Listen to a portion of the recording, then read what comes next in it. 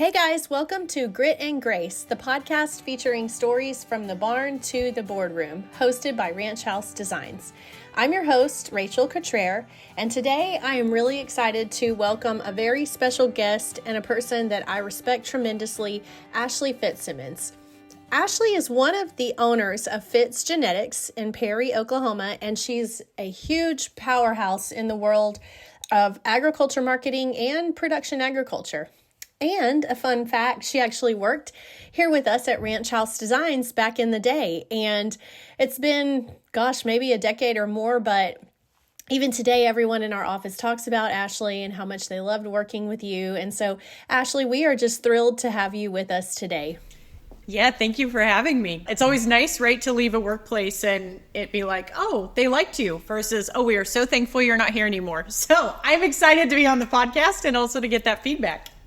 Oh, well, thank you. So, Ashley, before we jump off into the podcast, we like to start each podcast with a few fun rapid fire questions just to set the tone, kind of like an icebreaker. And it's just a way to kind of let our listeners get to know your personality right away. So, if you're ready, let's get started. First question, single or married? Married. Okay, so did you marry your first love or did it take a while? Okay, I love this. So I married my true love, but we were not high school sweethearts. I love that. Do y'all have any kids?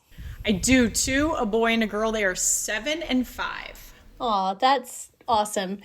And I love looking at Facebook. I just have to confess, I love looking at Facebook and seeing them. They are just, you have a precious family. So next one, on a scale of 1 to 10, how much do you like Facebook? 7. Okay, interesting. Are you on TikTok or Snapchat? Snapchat, yes. I can't do TikTok. I just can't do it.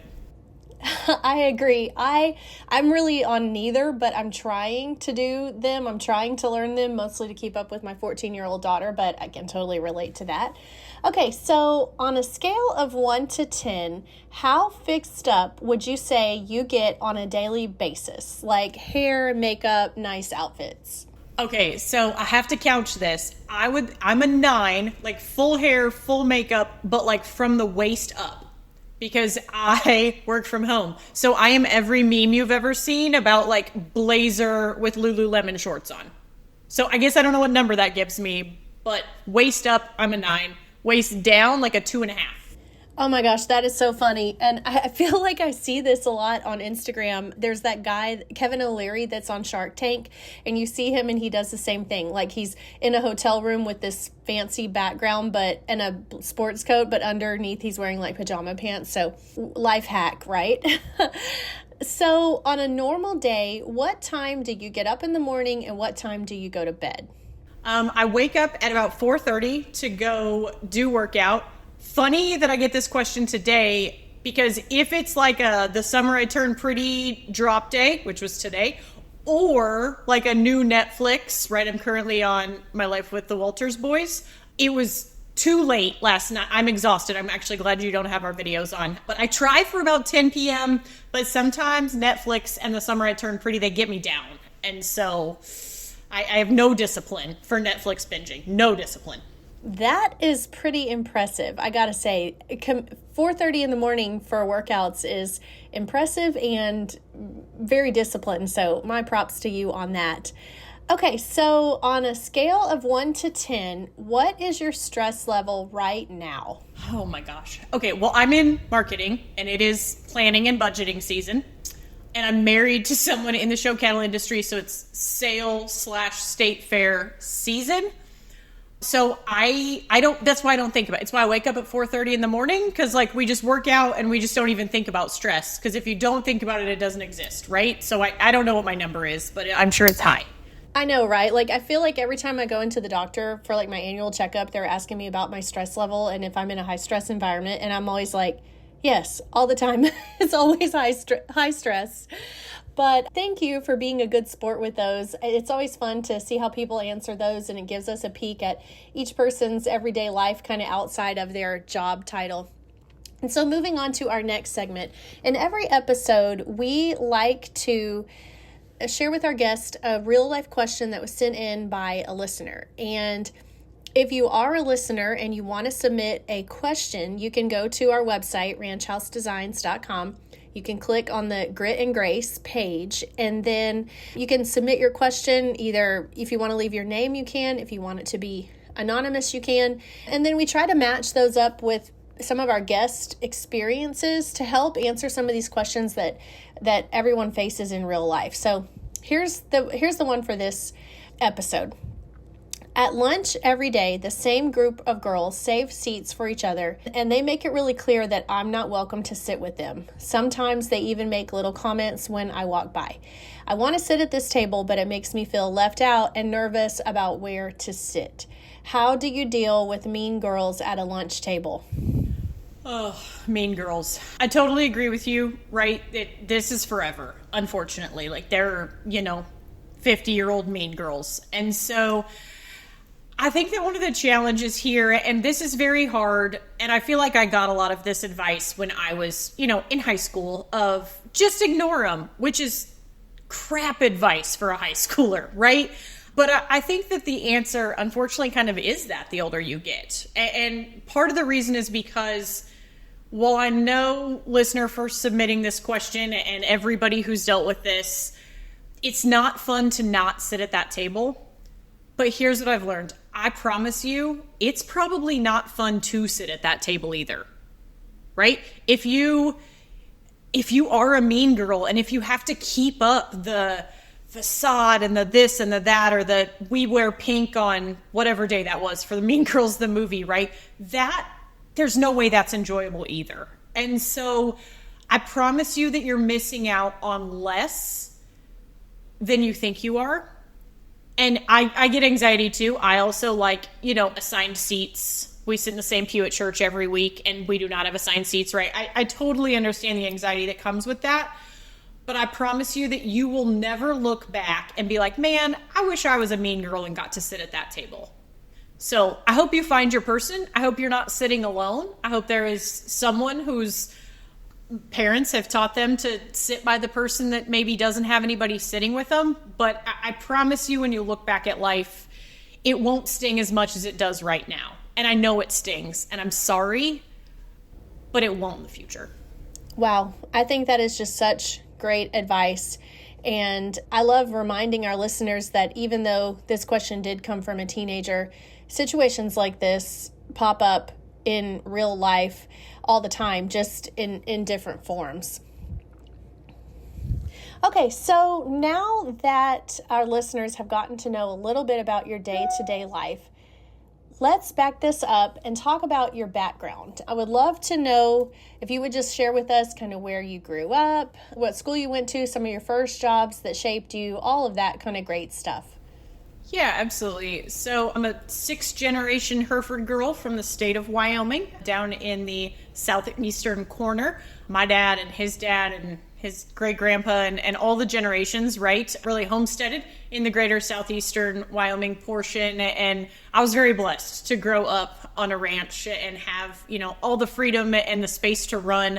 I was able to also serve on the National Junior Hereford Association Board of Directors, and just really live the good life, right? I am so blessed to be a generational rancher from that standpoint. So I went to school there in Wyoming, obviously, and then came actually to Oklahoma State, which my husband and I live in Oklahoma now still. My grandma was actually from Oklahoma. She was from the Leedy area, and she got 2 of her 3 degrees from OSU. So obviously, as I was not the oldest grandchild, but I was determined to be the favorite, which I quickly was when I, was accepted and put on my first orange hoodie to come to Oklahoma State. So actually I got my undergrad here at Oklahoma State and then decided to take a job. So I worked in the educational field for just a couple years and then actually came back to Oklahoma State and went to grad school, which was great. I loved it. It was definitely the right path for me to get some job experience and then come back to grad school. Now, I will tell you, going from a full-time salary to a grad school assistantship is a great lesson in budgeting and eating ramen. So that was kind of a hard transition, but grad school was great. I actually started, like you mentioned in the onset of this, I worked at Ranch House Designs for actually the last semester that I was in grad school, defended my thesis and graduated from grad school and got married all in this same semester, which is not highly recommended. But that's probably why I didn't give a stress number earlier, because I guess this is just who I am. So Ranch House Designs and really launched my marketing career. I mean, y'all are the best in the business. You know that.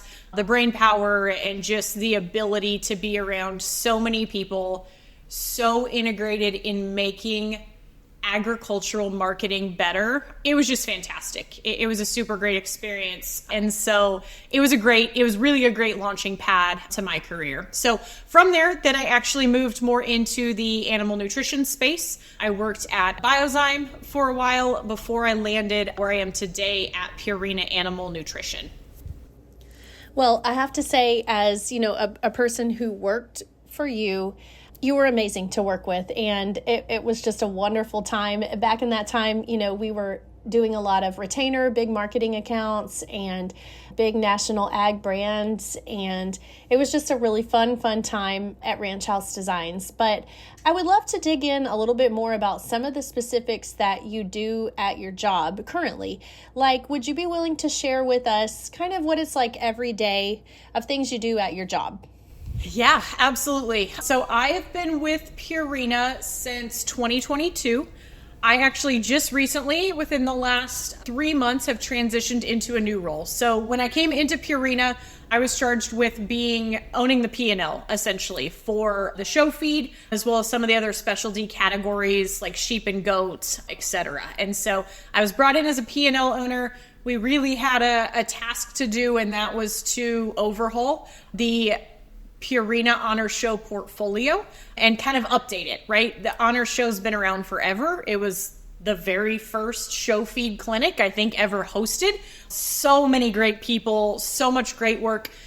It had just gotten a little dated. And so I came in and we really kind of dug in and updated the experience from a user perspective, how we essentially were in market, what our media buys were, what we sponsored, etc. And so that was a super fun experience.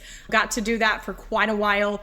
And then recently got tapped on the shoulder and asked to essentially be the senior portfolio manager from a brand side. And essentially what's different about that is I don't own one P&L. So my role now is really around that go-to-market strategy, around brand architecture, all the different pieces, but for a larger scope in Purina. So I currently work on the cattle business, which everybody hopefully is aware of, the Purina cattle business, also the equine business, and the backyard flock business. So I really work on a lot of those, you know, B2C and B2B businesses from a larger overview and perspective of what does the portfolio look like and how are we showing up in market. So my day, every day is completely different, which is fantastic. There's, you know, heavy strategy days, there's heavy in the weeds media days. Obviously, Purina, if you've ever been to that little rodeo that they have in Las Vegas, has a very large footprint. And so we're also spending a lot of time right now, right, bringing the checkerboard and that experience to life for Las Vegas, which we are really excited about. So every day is a little different, which some days is super energizing and other days is super exhausting. And so I think that's a fun thing that I get to work on. Yes. So that experience in Las Vegas, it just must be amazing. You know, we've done that a couple of times with Ranch House Designs to go out there and represent some clients, but it's probably been a decade. And that is always just a really fun but stressful experience to go to. So what would you say are some of the lessons that you have learned along the way that have really just stuck with you throughout your career? Yeah, that's a great question. I think that one of the things, and I often giggle and like re-coach, you know, 22-year-old Ranch House Designs Ashley about it's okay to take a risk. And it's okay to try something new if the business case warrants it. And sometimes then it's not going to work out. And that's completely fine. And I think that too, to remember, I talk to my kids about this a lot too, because they're 7 and 5. And so sometimes they make a wrong decision. And I had not done a lot of research into birth order until I had kids. And I have the absolute stereotypical firstborn and secondborn. And my son is terrified to make the wrong decision or to do the wrong thing.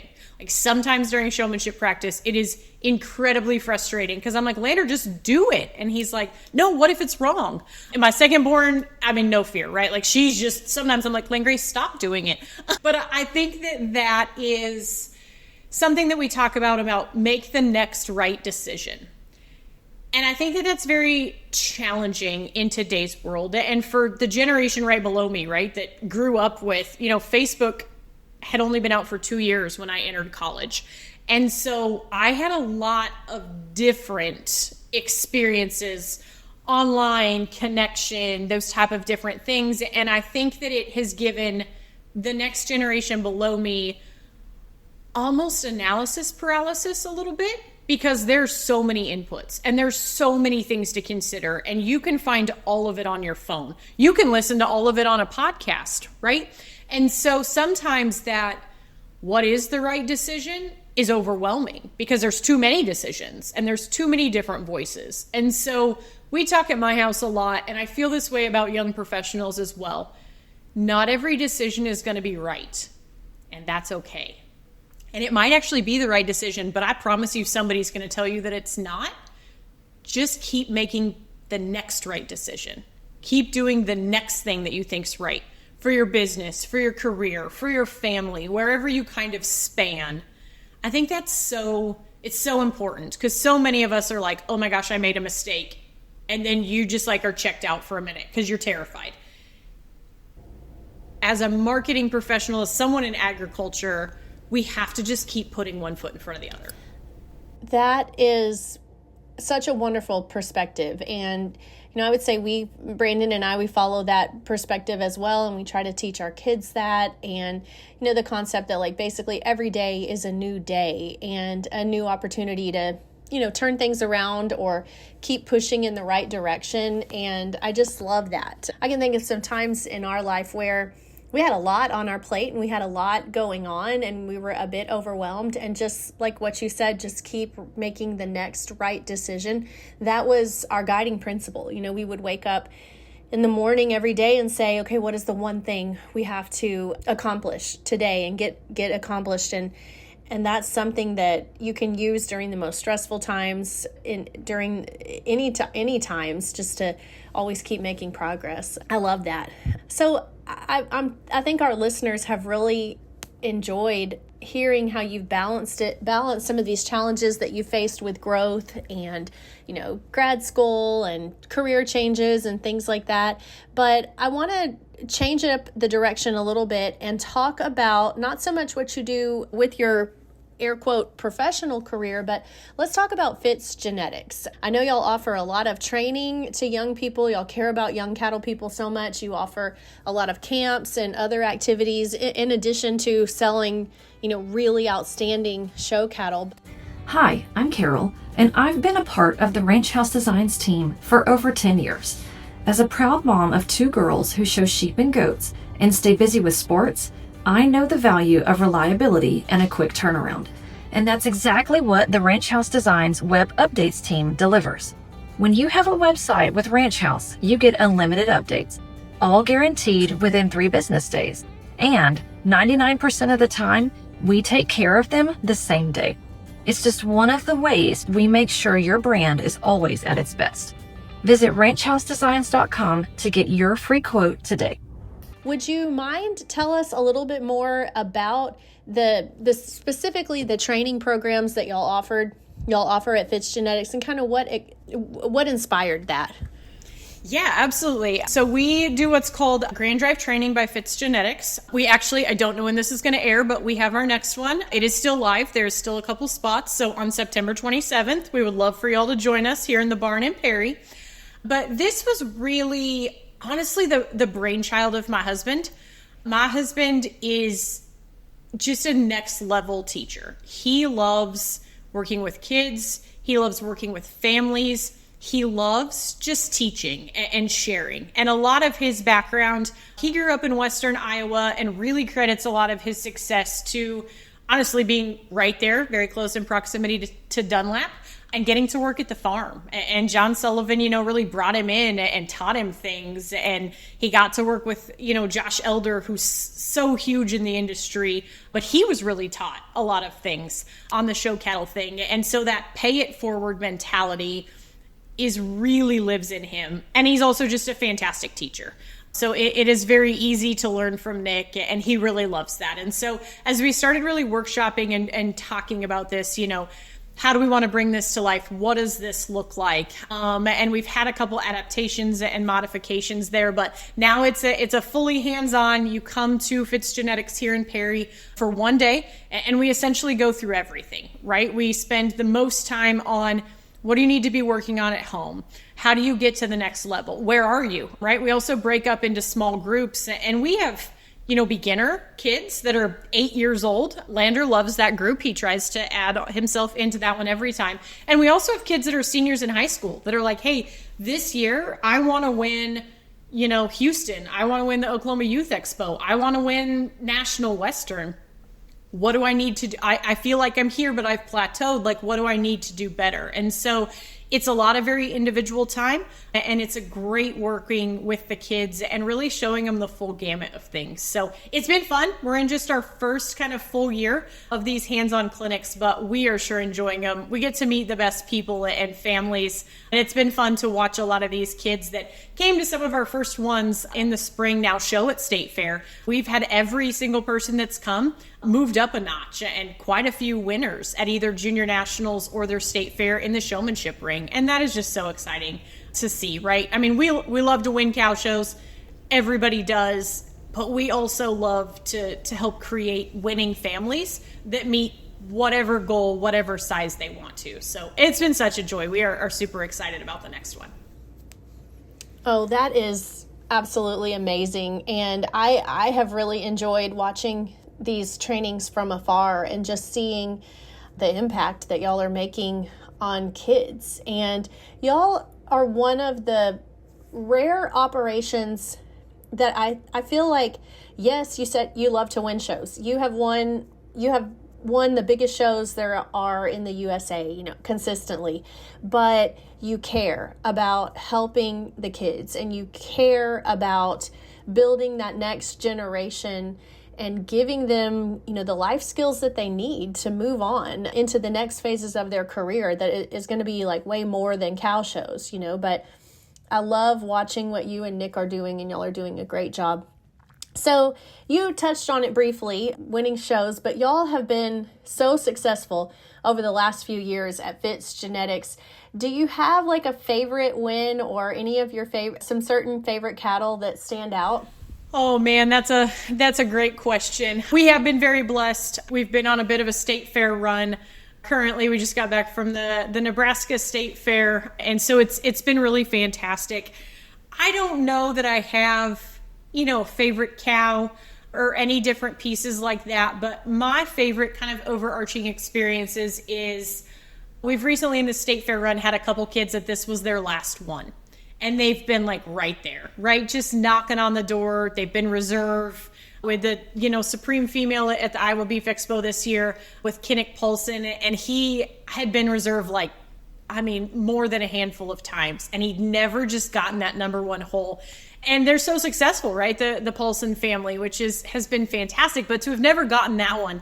And we've had several of those, kids that are super successful at junior nationals, at jackpots, at all these different things that haven't just won the state fair. And so to see that in their last year, right? This is it. There's a lot of emotions. We don't get a redo on this one. So to see some of those kids get along and come across is just absolutely the most rewarding thing. It's been fantastic. And it's always a good day, right? When you make like grown men cry because they just feel all the things. So there have been a lot of tears kicking off at the Indiana State Fair all the way through Nebraska this weekend. But man, it's been a pleasure. We've really enjoyed the ride with these families. Yes, I love that. There's just something about the state fair run, I'm sure you feel the same way, but you can win major shows, you can win jackpots, all of that, but the pride that you get from winning a state fair, it's like, well, same as your county fair, right? Like the pride you get from winning your county fair is amazing. The pride you get from winning your state fair is like off the charts amazing. And I bet I'm so happy for y'all. You've had to have such a good state fair season and just see the pride and the excitement in those families. Yes, it is amazing. I want to switch gears again and talk about a question that, we talk about a lot on this podcast, which Grit and Grace, where we talk about the struggles and the wonderful things about being a woman in agriculture and even just kind of life in general. So would you say that you have had to face any struggles, whether it's personal or professional, that have shaped you into who you are today? Yeah, that's a great question. And honestly, one we don't talk about a lot, right? Because you're just supposed to, right? If you get tagged a quote boss babe or however you want to say that, it's supposed to be a highlight reel, right? Like every day's great and we work for 21 hours and we never get tired and we drink enough water and our skin glows. But that's not the truth, right? And it gets hard. And I think really for me, one of the biggest challenges that I've had, and this is, meshing of the professional and personal world, because everything's a mesh at my house, right? I think one of the biggest lies I was ever told as a youth is words like work-life balance. That's silly. There is no balance. You just do the things, right? And we go 100 miles an hour here and we love it. And there's zero balance. And that is completely okay. But I think one of my biggest challenges has been kind of just the identity piece, that I think women and girls feel more strongly than our male counterparts, right? So my husband wakes up every day with this like burning passion for what he's going to do that day, right? He knows every single day that he is right where he's supposed to be, and God gave him this calling and this passion, and he just wakes up and does it. I some days wake up and I'm like, man, I have a lot of things that I would like to do in the barn today. Or I'm the president of our PPT, which is like the PTA here. We call it a PPT. Man, I just want to be that mom today. Or some days like, man, I want to be the greatest corporate America marketing manager of all time. And so I feel like women often that wear a lot of hats have a lot of different identities, and how to mesh all of those together in a day or a week or a month can be really challenging, because we love all the different identities. We also hate all of them, right? Like there's that sense of, well, man, if we didn't have cows to feed today, or, well, if I didn't have to go to this meeting, or if I didn't have to do that. And there's just so many hats that you can wear, which at the end of the day, one of the things I'm really working on this year personally is a gratitude list, right? Because it's very much, right? It's rooted, if you read the Bible, right? The more thankful you are, the more blessings that come to you, right? And so I'm really trying to work on, okay, today was so super busy. I think there was a meme that floated around for a while, and it was like, how blessed are you to be exhausted using the gifts God gave you? And I think that that's so spot on. And I think that's like the essence of women, but we were given so many gifts and so many things that sometimes it's hard to prioritize who do you want to be today and who's going to get the most energy. And that can really become a struggle as you learn that it's okay to be everybody, and some days it's okay to be nobody. Oh, Ashley, I love that. And I also just want to say thank you for being so open and honest about that, because I think that's something that a lot of our listeners can relate to. I saw like a graphic, I'm probably not going to be able to nail it exactly right, but it was a graphic that said like being grateful for the exhaustion that you prayed about, or something like that, a lot of us high achievers have goals that we want and things that we want to achieve, but it takes a lot of work to get there.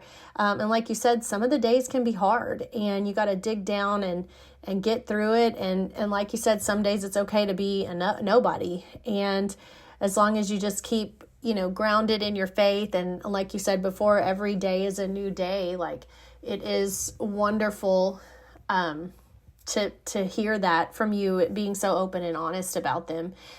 Thinking about the women who are in your same age group right now, and maybe some that are younger listeners, what advice would you give them for navigating through this season of life? So this is actually a conversation that one of my best friends and I had very recently, was just about the changing dynamic of the roles women play, both in the industry, at home, etc. And we talked a lot about how, our moms, by and large, didn't have really a role model or an example of women in the workforce that then retired from the workforce, right? And a lot of us, my mom, she owned several businesses. She worked on the ranch, but she also, had day jobs in town. And it has been very impactful and powerful for me to watch her. She's now retired. She sold her businesses. She's at my house all the time now, all the way from Wyoming, which is super fantastic. We love having grandma with us.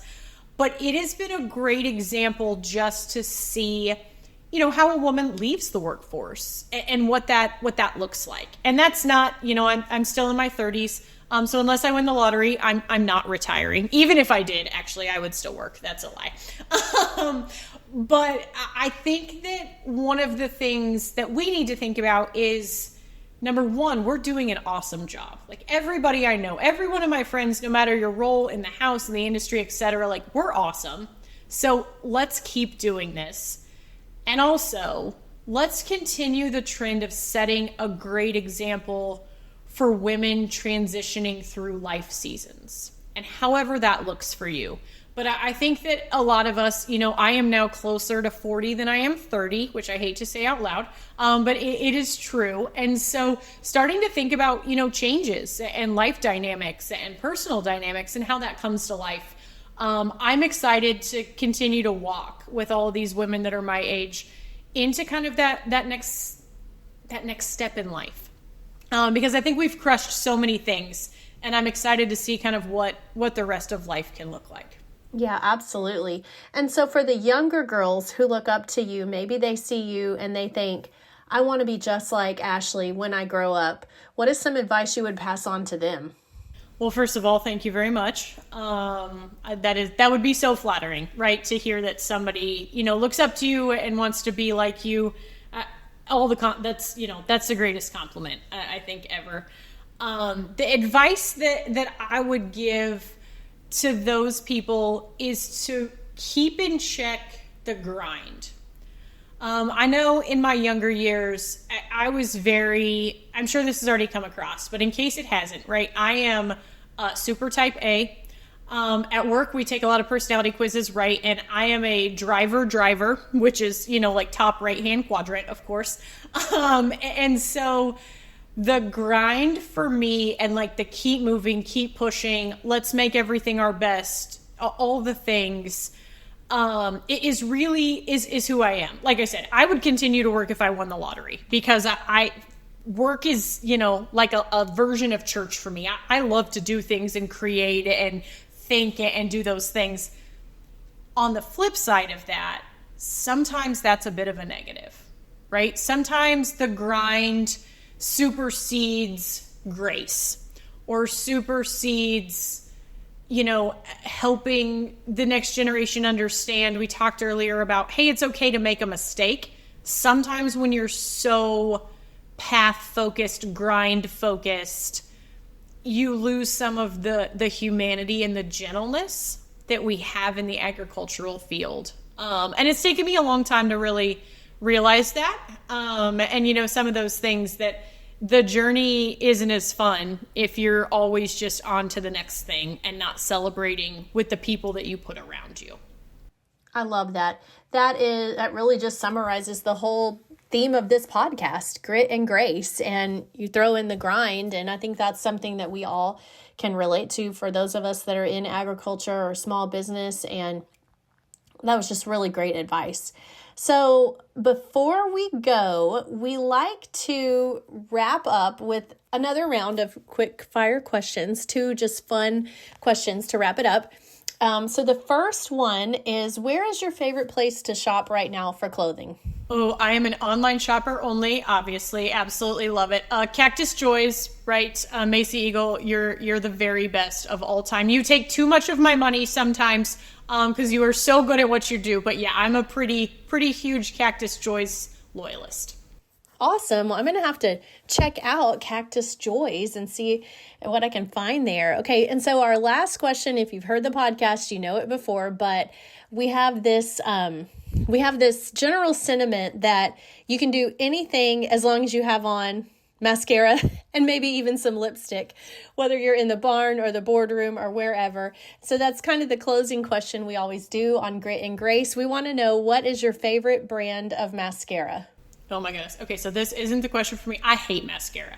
I had LASIK eye surgery maybe almost a decade ago, and mascara makes my eyes crazy. So my girl Ray here in town at Hair Naturally, she puts fake lashes on me once a month because I legitimately can't wear mascara. I hate mascara, but then I also don't look like I have eyes. So my favorite type of mascara is whatever they coat these fake lashes in that Ray pastes on my face every month. Oh my gosh, that is so cool. Well, I've seen you so many times and I always think your lashes look amazing. So I love that. Thank you for sharing that. Well, as we wrap up our listeners, I just want to say, first of all, Ashley, thank you so much for joining us today. It has been such a treat to reconnect and share your story with our listeners and our audience. And I know that there are many young women out there that look up to you. Side note, if you aren't following Fitz Genetics on social media, go give them a follow. Check out their Grand Drive trainings. But Ashley, you are just a woman who is a friend, a wife, and a mom to me, who just embodies hard work and success in agriculture, in the cattle business, grit and grace. I just love you. You're amazing. And I thank you for joining us. And so until next time, everybody, keep showing up with grit and grace in your own journey. And we'll see you next time on the podcast.